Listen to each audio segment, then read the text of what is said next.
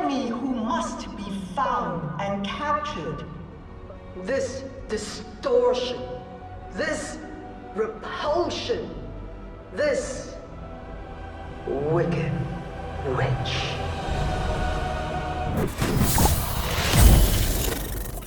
At this point in time, with Disney retconning every single classic villain they have to show that they were never really that evil, or that circumstances made them the way they are, you might easily be mistaken for thinking that it's the same thing with Elphaba from Wicked. After all, in the original Wizard of Oz movie, she's the very evil Wicked Witch of the West, who is finally defeated by Dorothy. The last to go will see the first three go before her. And her mangy little dog, too. Who thought a good little girl like you could destroy my beautiful wickedness? Yet now in Wicked, she's seen as a good person, betrayed by Madame Morrible and the wizard himself. The truth is, I think Disney stole the idea of retconning the villain's backstory in order to make them a more sympathetic character from Elphaba's story. You see, Disney only started in earnest with these retellings with Maleficent in 2014, but the story of Elphaba and of Wicked is based on the Broadway production that kicked off in 2003, which in turn is based on the novel by Gregory Maguire from 1995, which in turn is based on and expands upon the 1939 movie The Wizard of Oz, which itself is based on the wonderful Wizard of Oz novel by L. Frank Baum, written in 1900. Still keeping up? Elphaba's story came from the 1995 novel specifically, where Maguire wanted to further explore the world of Oz. Elphaba's story essentially became the blueprint for Disney to keep referencing for all their retellings. With the original 1939 film portraying the Wicked Witch of the West as pure evil, Maguire was fascinated by the Oz lore and with the idea or problem of evil. He explored themes like whether calling someone evil could be enough to cause a self-fulfilling prophecy.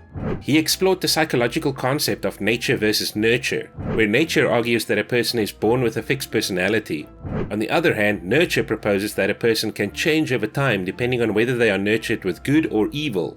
For example, loving parents could raise a loving person, while abusive parents could raise a violent criminal. Maguire's novel Wicked starts with Elphaba being born from evil essentially. Melina Throp, the wife of a governor in the land of Oz, gives birth to Elphaba. Elphaba has green skin, unlike anyone else in Oz. The circumstances are suspect though, and it is revealed that Melina had an affair with the wizard and that Elphaba is his daughter. So Maguire starts off Elphaba's story with the idea of a child being born out of wedlock, illegitimate. So he starts with the nature position of evil. In the Wicked film, Elphaba's father, the governor of Munchkinland, hates her. He openly expresses his disgust and loathing for her and only does the bare minimum to keep her alive. He's disgusted by everything she does, even though she doesn't do anything wrong. Her mother basically avoids her and we really don't see a lot of her. With these interactions and her own parents being the first people to detest her, Maguire explored the idea of nurture and where that could take someone. Would that nurturing push her to become the evil thing they saw her as? With her green skin, she also becomes a social pariah, or outcast, with people struggling to hide their aversion and fascination with her. Even through all this, Elphaba manages to keep her morals. She somehow manages to take the negative interactions and relationships and use them to make herself stronger. With Elphaba being nurtured by negativity and cruelty, it had the opposite effect on her and made her resolve to be good even stronger. The only person who isn't completely reviled by her is her sister, Nessa Rose. She's born crippled as Elphaba's mother took copious amounts of medicines to try to not have another green child. So both sisters end up being born of evil circumstances, and that will have repercussions later on in the Wicked story. At Shiz University, Elphaba ends up with Galinda as a roommate, after she accidentally releases her powers in front of Madame Morrible, the Dean of Sorcery Studies. Elphaba and Galinda are basically opposites at the university. Whereas Elphaba is the social outcast, Galinda is the extremely popular and pretty social butterfly. The two of them clash initially, with Galinda even doing some of the typical mean girl things that you'd expect. Yet somehow, it doesn't seem to bother Elphaba too much. It's as if she's beyond this level of pettiness because of having to tolerate so much for so long. She's on a mission to meet the wizard, and with Madame Morrible taking her under her wing and helping her grasp her powers, she's starting to feel more like she belongs. Madame Morrible accepts her for who she is and even sees her as special. It's something Elphaba had never experienced before. We learn of a subplot where the talking animals in the kingdom are forced to stop talking and how a lot of them are disappearing. This happens to a Professor Dillamont, a talking goat who is forcefully removed from his classroom. This subplot will become much more important later on in the story. We see Elphaba be embarrassed, yet stay strong in her principles. We see her rescuing a cowardly lion when no one else would take action, and we see her finally finding a soulmate in Fiyero, when she thought such things to be impossible. Through all that, Elphaba still stands strong on her principles, and although she likes Fiyero, she does not betray Galinda, as she's not sure that someone like Fiyero could ever love someone like her. Through all this, it's clear that Elphaba has the truest and purest heart of anyone there. Elphaba then gets an invitation to see the wizard, helped along by Madame Morrible.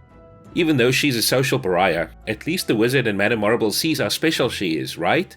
Through time, Elphaba and Galinda have actually become friends. Through getting to know Elphaba better, Galinda found the special person inside.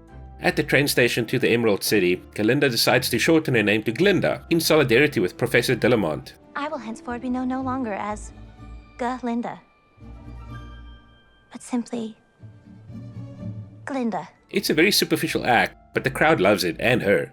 Elphaba invites Glinda along to the Emerald City, showing how much their friendship means to Elphaba. She's finally made a genuine connection from someone very unexpected. They finally meet the wizard, and Elphaba is given the opportunity to fix her green skin issue. She's green. Oh, well, she doesn't have to be. Would that be your heart's desire? She doesn't see that as her issue, and she chooses to rather help the animals. No. My heart's desire is for you to help the animals. Something bad is happening to them and they need you. She is tricked by the wizard and Morrible into giving the monkey gods wings. The gruesome way in which the wings manifest emphasizes just how cruel the betrayal is. It's at this point where Elphaba realizes that Morrible had only used her for her powers and in order to get her to use the Grimoire. Morrible never cared about her as a person.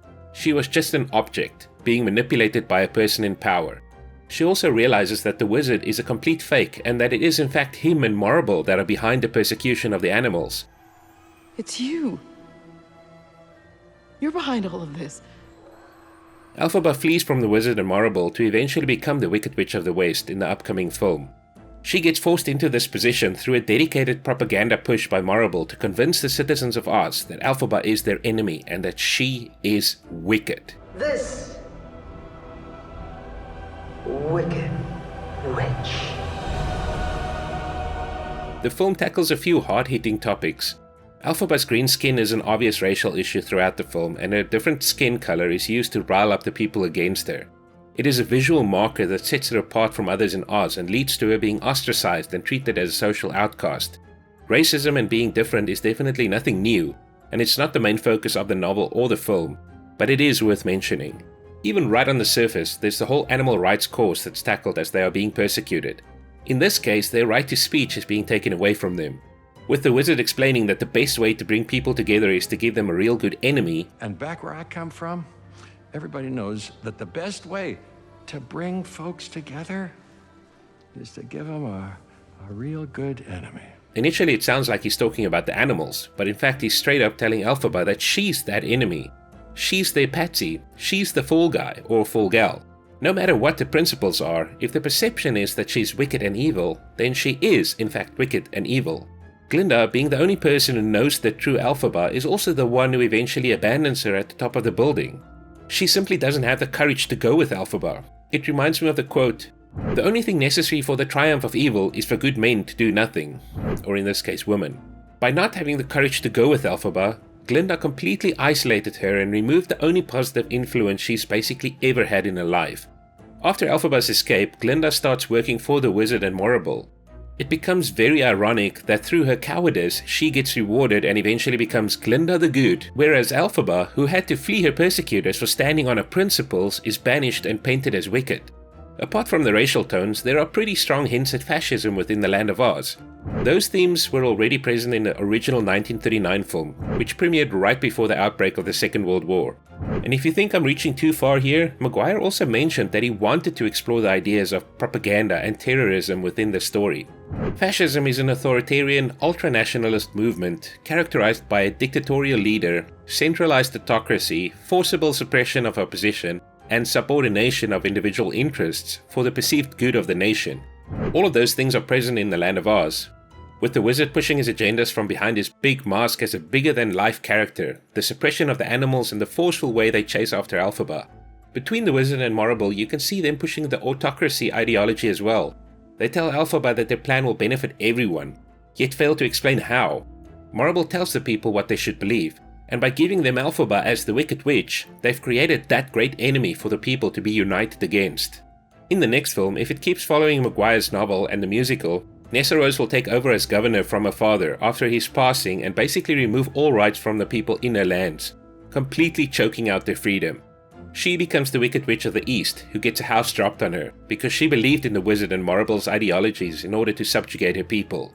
Nessarose's nature was set up to be evil from the start, and indeed it turned out to be that way. Elphaba ends up as the Wicked Witch of the West, only because of public perception, not because she is genuinely wicked. So the question you could ask yourself is whether or not Elphaba's fate to become wicked was inevitable, or if there was any way she could have changed her fate. It's a sad but also relevant commentary on society and how making pariahs of people could lead them down a path never intended. Ultimately though, Wicked is a revisionist story that many argue is not part of the Oz canon. The biggest changes it brings to the Oz canon would be that the wizard, apart from being a fraud, is also an evil egotistical maniac in search of more power. That Glinda was a coward, and that Elphaba used to be good, but was forced into this role as the Wicked Witch through hubris and purposeful propaganda. Was she born to be evil, or did her circumstances force her to become that which she so vehemently fought against? Whether you feel it should be part of the Oz canon or not, it's still a very well told and fascinating study into the tragic fall of a very misunderstood character. Anywho, that's me signing off. This repulsion. This Wicked Witch.